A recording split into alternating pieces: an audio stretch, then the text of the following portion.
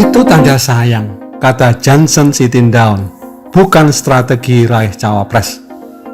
Begitu yang dikatakan Johnson seperti yang dikutip libertysuara.com. Itu jangan dimaknai koalisi akan roboh. Jadi bukan begitu. Malahan itu bentuk sayang kami pada koalisi yang kami bentuk sendiri. Ujarnya menambahkan. Demokrat, tambahnya, justru mengingatkan bahwa harus memanfaatkan waktu sebaik mungkin karena terbatasnya modal yang dimiliki koalisi.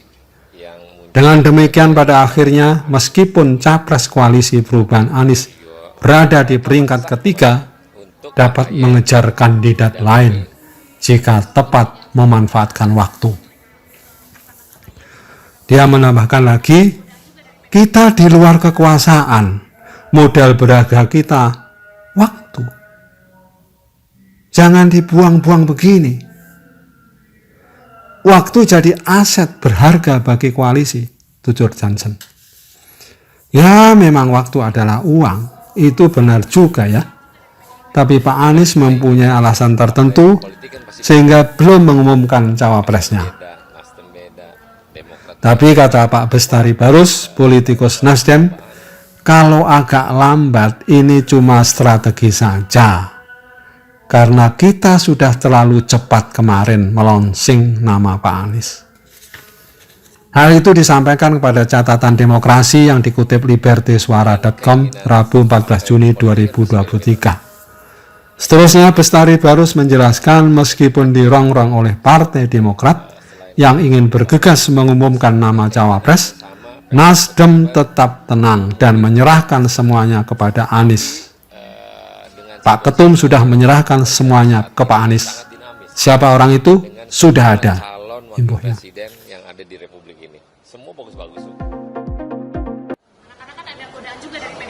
Itu kan keinginan partai politik kan pasti beda-beda. PKS beda, Nasdem beda, Demokrat beda.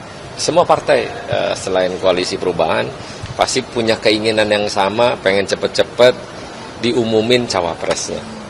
Tapi dengan situasional yang terjadi saat ini sangat dinamis. Dengan semua calon wakil presiden yang ada di Republik ini. Semua bagus-bagus. Sementara dari Demokrat, Johnson sitting down tetap ngotot bahwa waktu adalah uang. Johnson juga selalu mengatakan bahwa elektabilitas Pak Anies di berbagai survei merosot. Pak Johnson sudah tidak melihat lagi bahwa itu survei buzzer, survei upahan, survei bayaran. Rupanya yang beliau pikirkan secepatnya mengumumkan cawapres Anies Baswedan. Mengenai pertemuan AHY dan Puan Maharani belum akan terlaksana, mengingat jadwal yang belum terungkap. Barus memberikan istilah pada gentleman agreement sebagai prosesi akad nikah yang sangat sakral dan sah. Namun, ia kemudian jika aksi tersebut tidak sah dan dinilai ilegal, maka akan disebut sebagai gerakan pelakor politik.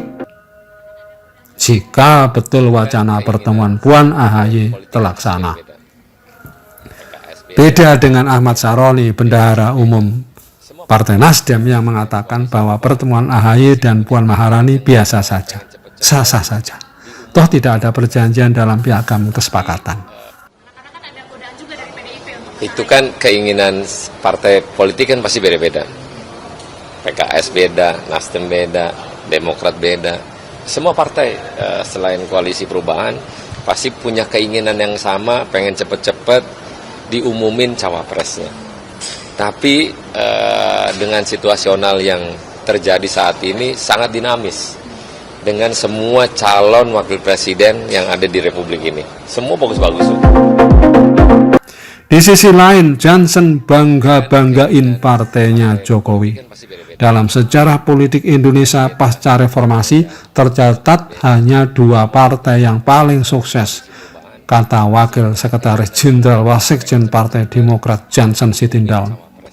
Kedua partai yang dimaksud dengan situasional oleh yang Johnson terjadi saat adalah Partai Demokrat dan Partai Demokrasi Indonesia Perjuangan atau PDIP. keinginan partai politik kan pasti beda. Indikatornya apa? Indikatornya lanjut dia adalah kedua partai itu sama-sama sukses melahirkan seorang presiden untuk Indonesia, Pasti punya keinginan yang yaitu Susilo Bambang Yudhoyono umumin, dan Joko Widodo. tapi Kesuksesannya pun diraih masing-masing selama 2 periode. sangat dinamis. Demokrat dan PDIP adalah 2 partai paling sukses dalam sejarah politik Indonesia pasca reformasi. Ditambah kesuksesannya 2 periode. Ungkap Johnson di kanal YouTube CNN Indonesia yang dikutip Liberty Suara, Itu kan Rabu 14 Juni 2023. PKS beda, Nasdem beda. Wah. Berarti ya sampai sekarang Demokrat itu merasa menjadi partai paling hebat bersama PDIP. Umumin cawapresnya. Ya sah-sah saja. Dengan situasi Tapi dulu dan sekarang sudah berbeda, Bung Jansen. Selamat berstrategi, Bung Jansen. Tapi Anies Baswedan juga mempunyai strategi untuk Pilpres Demokrat ini. beda. Gak apa-apa, sama-sama berstrategi, Bung Jansen Sitindaun. Diumumin cawapres. Wallahu alam biswab.